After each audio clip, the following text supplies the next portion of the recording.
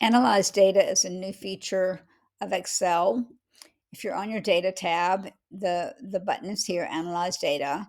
So I'm going to select my data first. I can select one column or multiple columns and click on Analyze Data. So it lets me ask a question. So maybe I want to say the average score.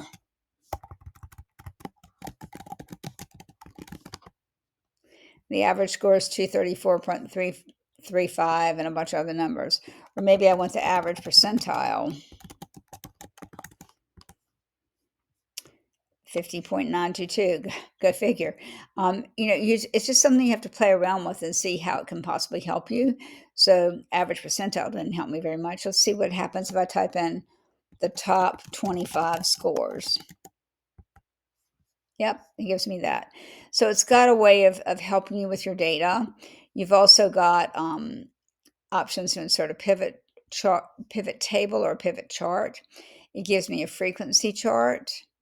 It gives me a score chart. Got a few other things down here at the bottom.